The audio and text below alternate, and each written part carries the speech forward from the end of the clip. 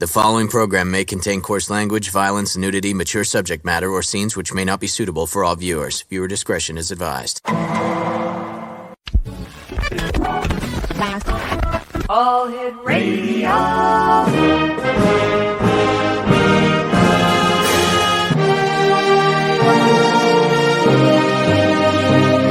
Welcome to the X Zone, a place where fact is fiction and fiction is reality. Now, here's your host, Rob McConnell. And good evening, one and all, and welcome to the X Zone. I am Rob McConnell, and for the next 4 hours, I'm your host and your guide as together we'll cross this time-space continuum that I call the X Zone. It's a place where people dare to believe and dare to be heard. It's a place where fact is fiction and fiction is reality. Well, most of the time anyway. And we come to you Monday through Friday from 10 p.m. Eastern until 2 a.m. Eastern, right here on the Talkstar Radio Network, Mutual Broadcast Network, X Zone TV channel, X Zone Broadcast Network, and many other platforms around the world. If you'd like to send me an email, xzone@xzoneradiotv.com, on all social media sites, Xzone Radio TV. And these are very hard times for our good friends in Florida, now being battered by Hurricane Ian. So to all our listeners and our friends down in the Florida area, take care of each other, and we pray for your safety. X Zone Nation, my first guest tonight is an old friend of the X Zone. I sounded like Dean Martin there, didn't I, Greg? Yeah. Old friend of the X Zone. Her name is WIYAKA. And GWILDA is the hostess with the mostest of the very popular radio and TV show that we have on the X Zone Broadcast Network and on Simul TV, Mission Evolution. And she is also the head honcho at findyourpathhome.com. So without further ado, let's bring her on. And hello, GWILDA. How are you doing? I'm doing well, Robert. How are you doing? Did you just call me Robert? I did. That's a big no-no. Ooh, so sorry. It's okay, GWILDA Meyer. Good seeing you, my friend. Good seeing you. Just having a bit of fun. Congratulations on the great work that you're doing at Mission Evolution. I loved your conversation last night when I was listening to the playback with Dr. Brian Ullman. Fascinating, man. Thank you. Yes, he's doing some beautiful work in the world, isn't he? Yeah, he is. But imagine if this was a better world, nobody'd have stress and he'd be out of a job. Yeah, that's true. No, he was very interesting, man. Thoroughly enjoyed the great work that you did on that. So thank you. Kudos to you, my dear friend. Thank you. We're going to be talking about death, dying, and ghosts tonight. Now, let me ask you this. What does a shamanic practitioner like yourself, I mean, that's what your day job is when you're not hosting radio and TV shows for us, have to do with death, dying, and ghosts? Well, shaman are energy masters. That's kind of a more modern way of putting it. But basically, they work in the, they're called shadow walkers by some traditions. They work in the betwixt and between physical matter and the energy level. And that's what happens when people get ready to die, is they leave the physical form and raise their frequency needs to raise up so that they can transcend to the unified field. And that's all of that is energy work. And so all traditions, shamanic traditions, and there's one behind every race we have some way of helping the dead to cross, of helping the people after the dead cross, of helping the, intervening when the dead haven't crossed and they're hanging around, and all that stuff. So all traditions have forms of that within them as part of the service. And like, say, for instance, the Lakota pipe carriers, it's their job to carry the soul of the dead for a full year and then return them to source. Now, that's an interesting concept, but it makes sense because that gives the mourners a full year, full season, all the holidays, all the, seasons to mourn. And then when they release the spirit, the person's name is never spoken again. And that's because they're afraid it's going to call them back from the dead. Well, there's some real physiological reasons for this, or scientific reasons for this. It's like when you speak a person's name, it brings to your mind their frequency, and you resonate with that frequency, and then pretty soon you have kind of a manifestation of them. So it's very interesting the way the Lakota do that, and there, like I said, there's a tradition for that in every culture. But isn't that hard on the people who have lost their loved one to have their memory around for a year? Doesn't that do some psychological damage when it comes to the grieving process? Like normally 3 days is long enough, and that is enough stress and trauma on a person. But to carry that out a year, isn't that carrying it on a little bit too much? Well, it's not like they're doing a wake for a year, but rather what they're doing is the person's memory is still a part of the tribe. The name can be spoken. It was so nice to have so and so here last harvest, da da da for the full year. And so they're kind of processing actually through each stage of a year without the person there, but still being able to speak of them and bring them to mind and all that stuff. But then after the year, there's a real solid closure whereby Really? their name isn't mentioned again. They might refer to them, she who was my daughter, that sort of thing. But the name and the traditions have changed. But this was the way my Lakota teacher taught me, and this was years ago. He died in his late 80s, early 90s, and I was in my 20s. So I'm sure the traditions have Mhm. changed somewhat. But that was the way he held to the old ways, and that's the way they did it. So, how do different cultures deal with death and dying? Well, and just again, shamanic cultures, I can only speak shamanically. I'm not a surgeon and I'm not a scientist per se. But Mhm. shamanically speaking, the process of death isn't as simple as one might think. And every tradition has a way of getting a person prepared for death, like the Catholic tradition does the last rites. Mhm. The Tibetan tradition has kind of like a waiting room, if you will, where the person waits until they do the wake, and then everybody lights their pitcher on fire. They have a pitcher there, they light it on fire, and everybody stewards them, if you will, holds space for them to then go on to the next level. So, when a person is steeped in their own tradition, they have a method that they know to follow through while they're in their personal dying process. And it's a comfort. It's also a protocol, so they know what to do. We're getting away from a lot of that, and we're getting into one big modern mess out there as far as people that died, they left their body, but they didn't know what to do from there. And so, their energy still hanging around in this reality. And that's where we get some of our ghosts. There's lots of different kinds, but that's where we get some of them. Okay, so how it seems that the traditions in different cultures have changed over the years. Some become more modernized than others. Others hold fast to their old ways. Um, how did this affect all these different cultures when we had COVID, for example? For 2 years, a lot of people could not grieve the death of a loved one. They weren't allowed. Here in Canada, we couldn't go out. We couldn't cross the provincial borders, for example. So how does this affect the dying process as well as the spirit journey from this side of the veil to the other? Hugely. Um, I've been called to be a death doula, and I can do it at a distance if someone knows to call me to do it at a distance, but I also sit with the dying. Well, you can't do that. You can't physically sit with the dying, and that's a heck of a lot more comfort than somebody saying, "Oh, well, your shaman's here in spirit." Well, that doesn't do them good. They need to be able to see you, feel you, know Mhm. you're there. Um, and as a result, we have a lot more people that are being clung to by the people that didn't get to sit with them when they died. They've got all this regret, and so they're kind of hanging on to their frequency, hanging on to their spirit. And so Mhm. there's more of the person here than there is on the other side for all practical purposes. Some were, left alone and regret they didn't get to say goodbye to their people, so they're kind of hanging around. It's a mess out there as a result of all that. It was not good. So how has this changed? Is it too late, 2 years later, to make the change and to actually have the person go to the other side?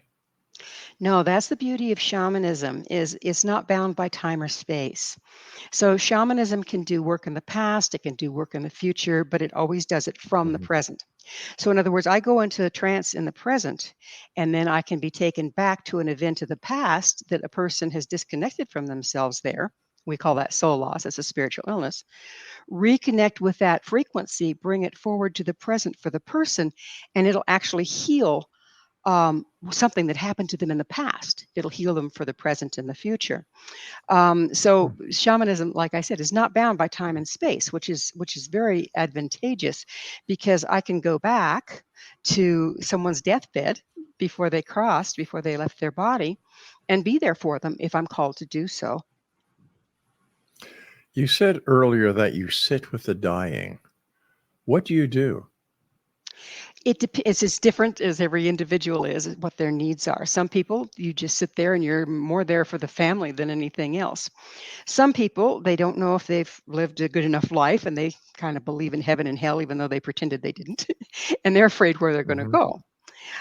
And so they're clinging to life, or even they cling to their body even after the body's quit, and they're having trouble getting across. And so because of that. And so my job is to set up a conversation with them, whether they're in their body or out of their body. I can set up a Mhm. spiritual conversation as well. And then I can journey to the crossover point. I can go there myself. I can lead them there. I don't cross over, but I can lead to the point. If I can get a person right at the edge of the crossover point, we can see all sorts of ancestors there. And then all of a sudden they go, "Oh, okay, I can go there. There's my mother." Okay, and they're comforted, and then then they'll tend to cross over. So it's very helpful to be able to walk them far enough up the frequency ladder that they can reconnect with the people on the other side, and then the job is done. Now I can do that verbally, talking somebody that's still alive and in their body, talk them into a journey trance and show them how to get there, or I can literally, not literally, but metaphorically take them there Mhm. in spirit once they've left their body but haven't gone across. And so that's what I do when I'm Eh, sitting there. Very interesting. GWILDA WIYAKA is our special guest exonation. She is a practicing shaman, but she is also the host of Mission Evolution here on the Exxon Broadcast Network. If you'd like to find out more about GWILDA's show, visit www.missionevolution.org. And for all the programming on the Exxon Broadcast Network, visit www.xzbn.net. GWILDA and I will be back on the other side of this commercial break as the Exxon continues with yours truly, Rob McConnell, from our Broadcast Center and studios right here in St. Catharines, Ontario, Canada. Welcome back, everyone. And GWILDA WIYAKA is our special guest. And welcome back, GWILDA. Thank you. When we were talking in the first segment, you said that you sat with people as they were dying because they don't know if they're going to be going to heaven, if they're going to be going to hell, or wherever that positive place is in their religious philosophy, or where the negative place is in in their philosophy. Is there such a thing as hell? Well, outside of the one we're living, um, Hmm.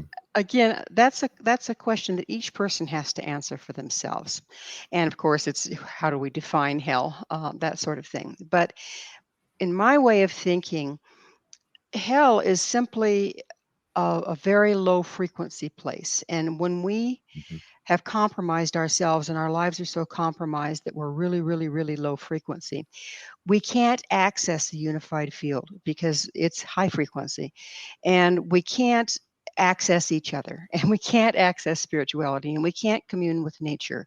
That pretty much is hell to me. Okay. And I've seen a lot of people go there, a lot of people that are deep into depression or on drugs, or the reasons are varied, but that's pretty much what you're looking at there for hell. Heaven to me is this frequency ladder that we climb. And what's interesting is now we're in a time when we can probably climb that ladder and get pretty doggone close without dying. But the frequency ladder, as you get higher and higher and higher frequency, there's less and less and less being you and the other side, or the unified field. And that's pure love. It's a resonance. It's exhilarating, and when you watch someone die and you see them finally get to the point where they're recognizing that place, it's really beautiful. It's not a painful thing for them. It's really lovely. So I think, again, like everything else, heaven and hell is a matter of frequency. The lower the frequency, the more disconnected, the more hellish it is.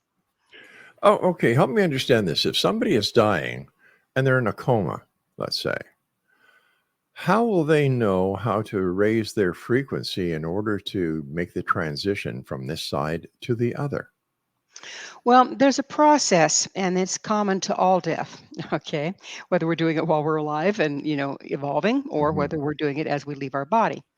But the process is going through the frequency ladder. And to incarnate into this physical form, we've had to leave part of our spirit behind because this physical form is a lower frequency. Now that the frequency is rising on the planet, more of us can become present. And that's a whole different discussion that we can have at another time. But when we go through life, we systematically disconnect from parts of ourselves and become very low frequency until there's a point where we can no longer, there's not a frequency to maintain physical life.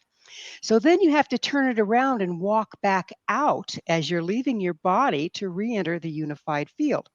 And that's what the Catholics call purgatory, or Mhm. the Tibetans call moving through the bardo.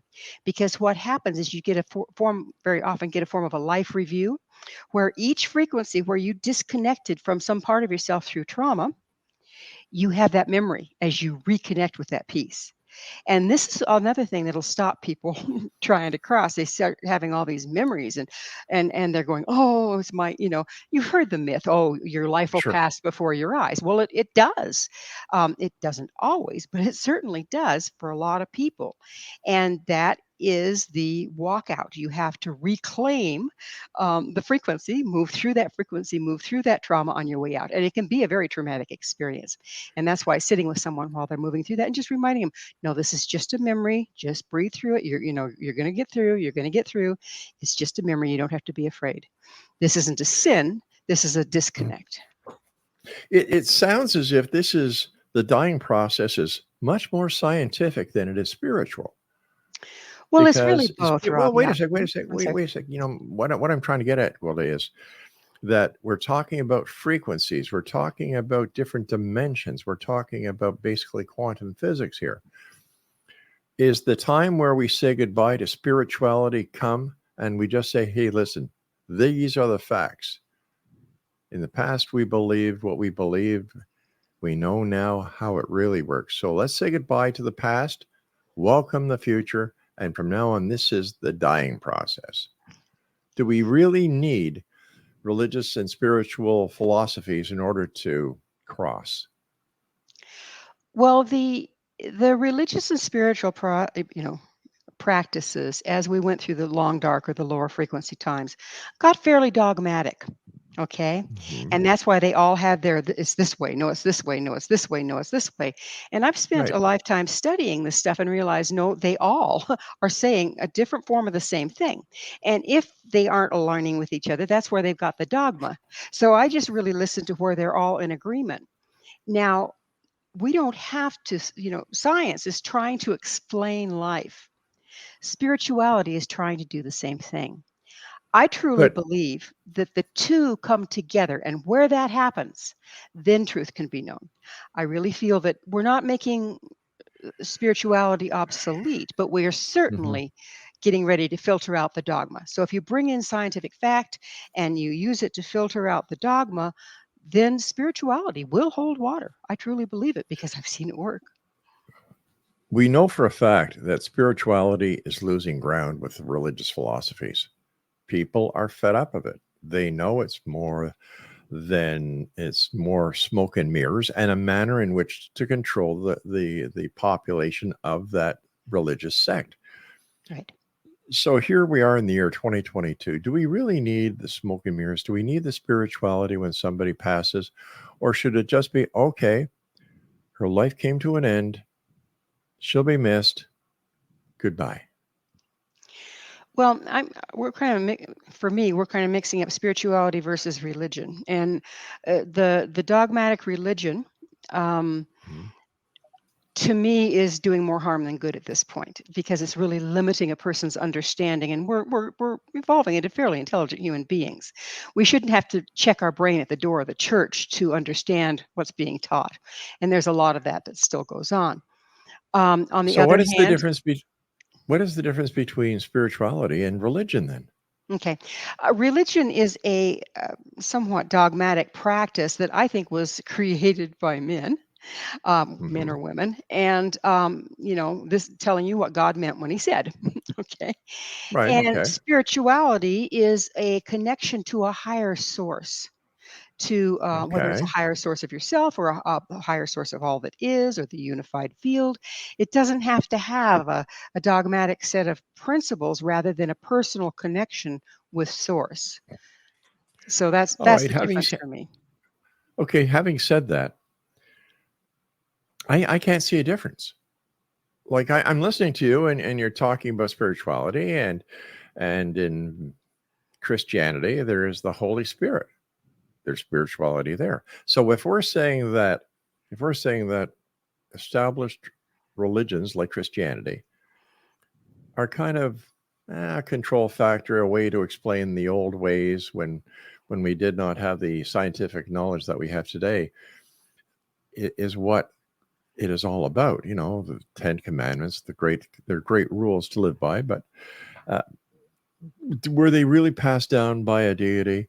And so if we start stripping the spirituality away from Christianity, we're looking at the same thing when we talk about spirituality. They're one and the same. So if we don't need one, why do we need the other?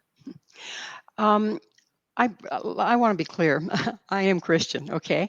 I'm Okay. not I don't go to a Christian church, and I'm not Hmm. particularly dogmatic about it, but Yeah. whether Christ was a real human being or a metaphor, I'm very moved by his life and his example, and the teachings, okay?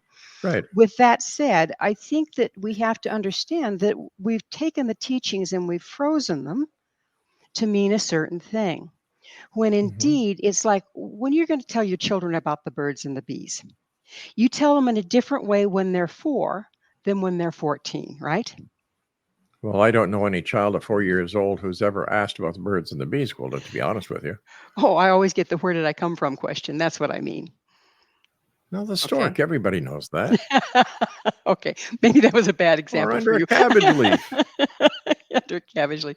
But anyway, what I was trying to say is that Hmm. the way it was understood when we were less evolved, less Right. progressive, was true to a point.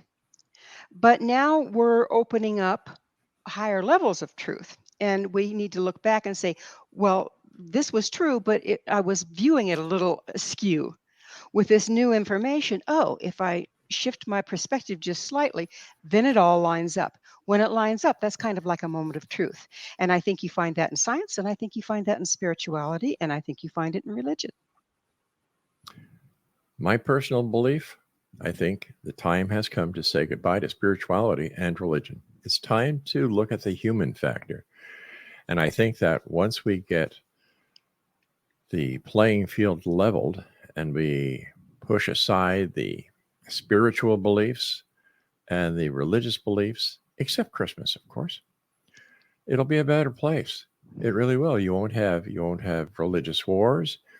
You won't have tension between different cultures. It's leveling the playing field. But that's just my opinion. Let me ask you something. You say that our body does not die at the same time. What do you mean by that? Well, this takes us into science and physics. Only about 10% of the human body is actually human cells. The rest is flora and fauna and symbiotic creatures that live with us that we have to have present for life. Hmm. And when the human being dies, or when the heart stops beating, when the spirit leaves the body, all these little critters are still alive in there. Okay. And they all die kind of at their own pace. And some of them hang around to clean up the mess and deteriorate the body. So there are some religions like the Tibetans that they sit with the dead, and the Celtics did as well. Literally sit with the dead for a certain number of days, giving the rest of the body time to um, give up the ghost, if you will. And if you think about it, if only 10% of us human cells, the way we express when we're alive is a conglomeration rather than just an individual spirit. And so there's a lot of intelligence to that, that part of what made that human who they were is still in the death process. And so they're sitting with them. But what is the sense of sitting with somebody after they're dead? Well, I have a problem trying to understand that. I understand the grieving process. mhm. And in my opinion, by hanging around and having a cadaver that has no life substance in it, you're grieving, the cadaver is there. All you're doing is prolonging the grieving process. No offense to anybody who's listening who doesn't agree, but when the body is dead, same day, goodbye. Well, when is the body dead? That's the whole point. And I'm not arguing for or Mhm. against the tradition. I'm just saying this is the traditions and this is why. That the body doesn't But die all at once.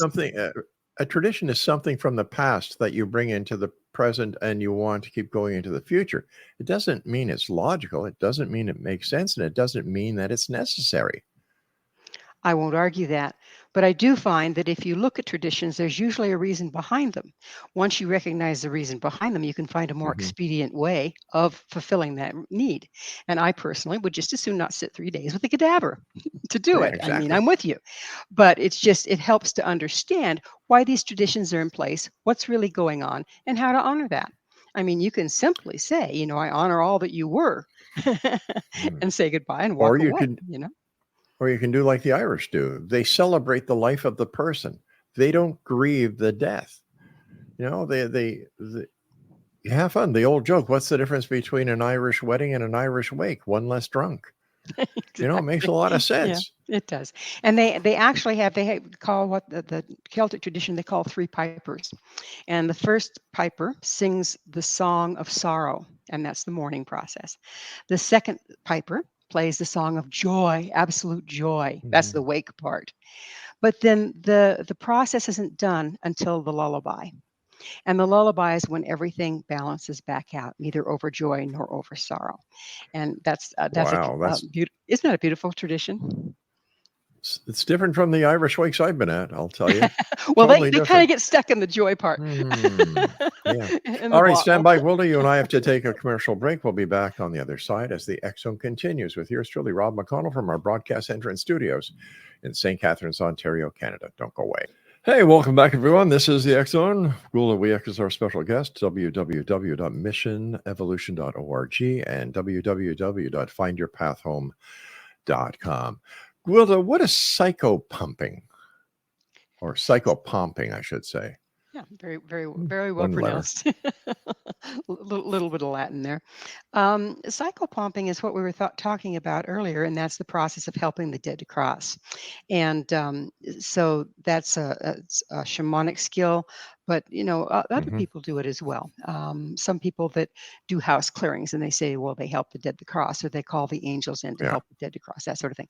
But that's what it is. It's the act of helping the dead to cross, and it can be done in numerous ways, but mostly involves setting up a dialogue with the person that is either dead or in the process of dying and talking them into just let's explore. Let's go over here and take a look. If you don't like it, I'll bring you back. And like I said, once they get to the higher frequency where they can really see the unified field, and it usually will show itself to them in the form of their ancestors, then they're good to go. They're happy to cross. Well, what is the crossing point then? Is there a point of no return when they start that voyage? Once they get past that certain point, they can't come back? No, that's not the case, which is very interesting. The crossover point is kind of this. It's not a definite point, but it's a bandwidth of frequency. After when you move through it, you do what the Native Mhm. Americans call dropping your robes. In other words, all the things that were your Whoa, whoa, whoa, patterns. whoa, whoa, whoops. Dropping your robes? Now, don't you play the stripper? No, Well, they it sounds like something you do in a Turkish bath. I wouldn't Yeah, exactly. say. Dropping your rose. That's just a term they Okay. use. But basically what you're doing is you're shedding the Mhm. the distorted parts of yourself. So your patterns, your woundedness, your, negative beliefs, all those things, when you reach a particular frequency, there's no space for them. So if you're going to hold on to those, then you go backwards and you stay in this reality, or you just go ahead and let them go and you cross to the other side. However, once you've crossed to the other side, you can come back anytime you choose as a helping spirit, but you don't carry the distortions and the agendas that you did before you did the crossover. You say you don't have to be dead to have a ghost. Can you be a ghost and still be alive? Yes, you can. Well, we are ghosts, right? There's so much of us I don't know outside of about our that. there's so much of us outside of our body, functioning outside of our conscious control. But I'll give an example of soul loss that led to a person that I thought was dead not being dead. I was teaching a workshop in a off-grid Y2K fortress on the border of Canada and Washington, and it was clear out in the country. And it had belonged to this Amish couple, and the people that bought it had changed the Amish couple's home into a residence for people that came to do the workshop. And some of my students started reporting to me, "GWILDA, there's a woman out there hanging clothes on the line, but I can see through her." So I had some gifted people, and I'm going, "Well, we have a problem." So finally I said, "Okay, fine." I, set up this dialogue with the woman. Now, I wasn't physically seeing her, but that's not tend to be the way I register things, but I could feel something going on. And so I set up this dialogue and I said, you're not here anymore. Your family's not here anymore. Would you like to go back to your family? Yes, she wanted to go. So metaphorically, I put her on my horse and I'm heading for the crossover point. And we get a little ways out over the terrain and she'd start diving off the horse. And I couldn't figure out what was going on. Well, finally, I just let her go. And I'm going, I don't know what's going on. Well, I found out later that the woman wasn't dead, that she was living some miles down in an Amish community. But she had loved that farm so much that she left part of herself there. She was still so attached to the land and so attached to the place that a huge part of herself, a huge chunk of herself was there. And I had the good fortune of being able to meet her and visit with her. And I asked her, I said, "You used to live there?" And she said, "Yes, I did. I wish I still did." She said, "In fact, just until recently, I would rather just go back there and be alone than not be there at all. But at least recently, I feel better about it." And, I met her, what was a month after that workshop. So it was pretty fascinating. And that's just one example of many that I've had where a person can leave themselves behind. Sometimes it's not a trauma. Sometimes it's a place they loved. Okay. And then they never quite get over it because they've left part of themselves there. And sometimes people that do a paranormal investigation are actually picking up people that are big chunks of people that are actually still alive. They aren't really dead ghosts, they're living ghosts. So there's more to ghosts than meets the eye. How many different types of hauntings are there? Boy, there's more than you can shake a stick at. So that was a haunting, and yet the woman was alive. So that was Right. a haunting. Other times, people die; they don't know they're dead, and they're wandering around their house, wondering why there's different people living there, and they get mad. And those are when you start having the manifestations that they call in the Ghostbusters for. There's other hauntings. These are really interesting, and that's where a person was very obsessive and did something the same way every time, and then they leave a trail. It's not really their spirit there, but it's rather a trail. So where I could interact with that lady that was hanging the laundry, or I could interact with a person that's still in their home and they're really angry because nobody's paying any attention to them and somebody else has moved in. I can communicate with those spirits. But the ones that are a trail, I cannot. They just plod along through their routine. They do what they do. And so there was like the lady in black. She was a lady that on a particular day would go mourn at a graveyard. You could walk right up to her, you could run your hands through her, this or that. It never interrupted what she was doing, and she never interfaced with people. So this is a trail that's left by our frequency, by our energy, but we're not really part of it. It's just an energetic trail that's left that repeats. That's another kind of a haunting. Then we have poltergeists. Those are particularly interesting. And did you know that poltergeists most often occur in a household with teenage children that are Yep. just pubescent, prepubescent? And Hmm. so there's a lot of evidence, shamanic evidence, if you will, that it's actually the spirit of the child playing mischief, because they're feeling stifled, they're feeling having to grow up, they're, all those things that you go through at the teens and all these wild hormones, and they're part of them is outside of their body raising mischief and moving things around, and so there's all sorts of different kinds of hauntings. Then there's ones where it's a couple, two or three people haunting at the same time. Maybe it was a catastrophe if the house burned down and several people died at once and in their sleep or whatever, and they don't know they're dead, and so you have more than one, and that's kind of hard to sort out too. When we come back from this final break, I'm going to ask you this question. So I'll give it to you now so you can have time to ponder it. Why do you want to work with people who are dying, and why do you want to be involved with the dead? That's my question to you, GWILDA WIYAKA. We'll be back on the other side of this break as we wrap up this hour here in the X Zone with yours truly, Rob McConnell. My guest this hour is GWILDA WIYAKA. And for more information about GWILDA and her radio show here on the X Zone Broadcast Network, Mission Evolution, visit www.missionevolution.org. And for classes, books, and so much more that GWILDA has been doing and continues to do, visit www.findyourpathhome.com. This is the X Zone. I am Rob McConnell. We'll be back after this final break. Don't go away. And welcome back. We are here with GWILDA WIYAKA this hour. First of all, GWILDA, thanks very much for joining us this hour. Interesting concepts that you've brought up. And it's funny to see the difference between the shamanic way of looking at the dead, the death and dying process, compared to what modern day paranormal investigators claim happens at the crossing point.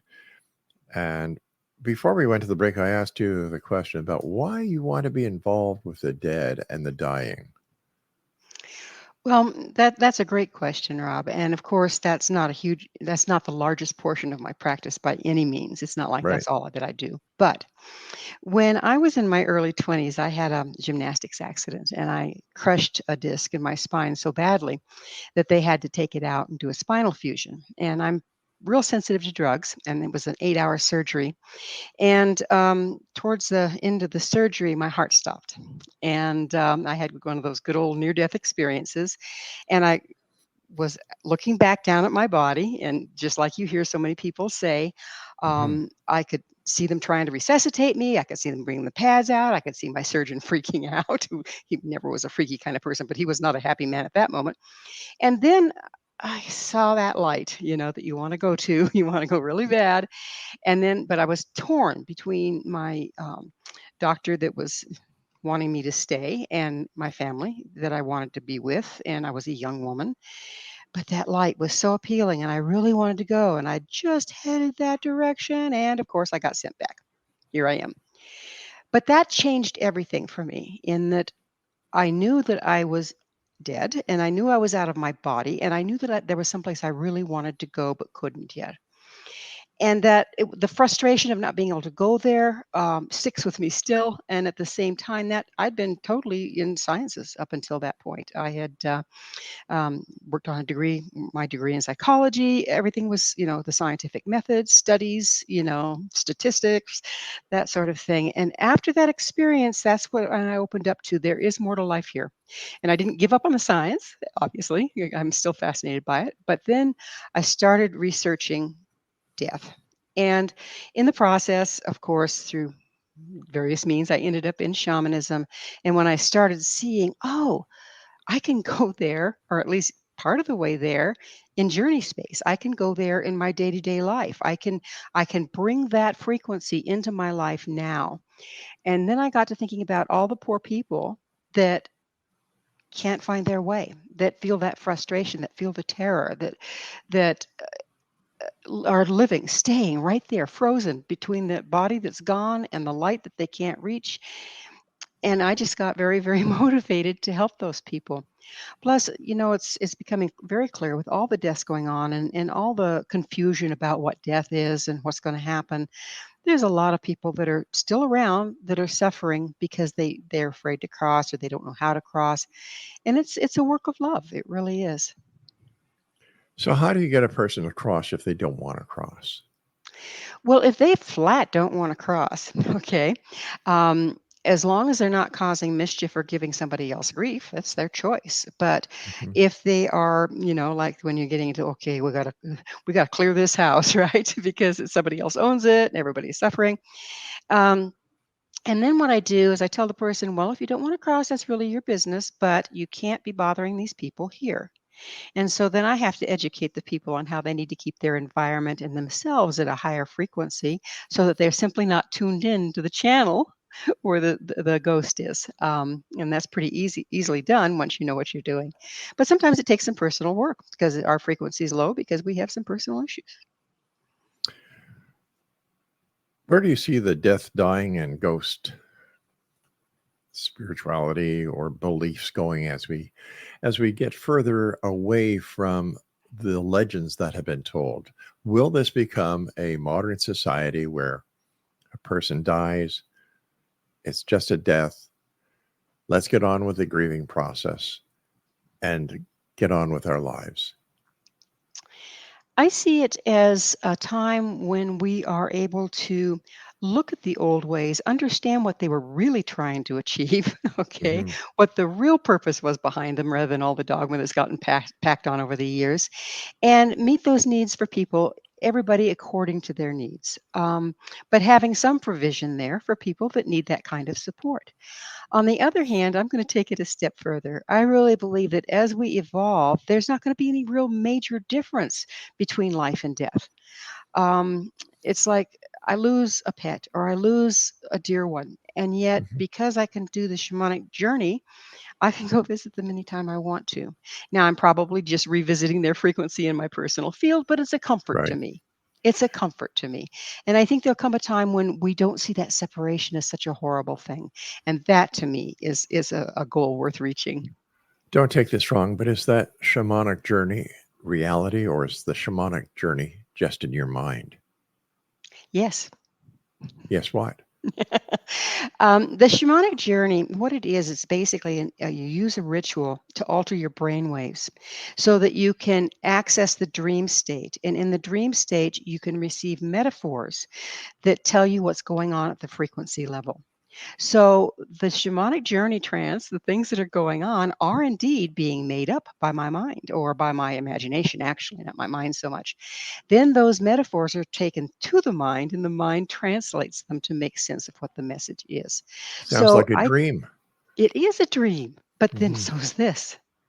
So's I, this. I, I don't agree with you on that. I believe in reality, because in a dream, I don't have to pay my taxes. Here in reality, I do. Yeah, that's the nightmare portion, isn't it? Gwilda, let our listeners know how they can find out more about you. Tell us about your show and where they can buy your books and your CDs. Okay, I'll do that. You can find out everything I do on findyourpathhome.com. Or you can find my radio show, Mission Evolution, on missionevolution.org. My books are available at findyourpathhome.com or at amazon.com. A lot of workbooks, a book, So We're Still Here Now What? Spiritual Evolution and Personal Empowerment, a New Era. It's all about this kind of stuff. I'm also about to hold a class, actually, for Samhain, depending on how you want to say it. It's spelled Samhain. It's Halloween. pronounced Samhain, yeah, for Halloween. Halloween, Yeah. about doing Fomorian work. And I'm going to get that on my website here pretty soon. So that's going to be coming up on the 30th of next month. And classes are available on that website too, the findyourpathhome.com. All right, Gwilda, time has come when I must say so long to you, my good friend. I'll be speaking to you over the week, and I'll look forward to working with you on your next edition of Mission Evolution. Until then, thank you so much for all you do. Thank you, Rob. Been a real pleasure. Take care, little one. Exonation, Gwilda WIYAKA has been my guest this hour. www.findyourpathhome.com and www.missionevolution.org. I'll be back at the top of the hour as the X Zone continues right here from our broadcast center and studio in St. Catharines, Ontario, Canada. I'm Rob McConnell, and if you would like to send us an email, xzone@xzoneradiotv.com.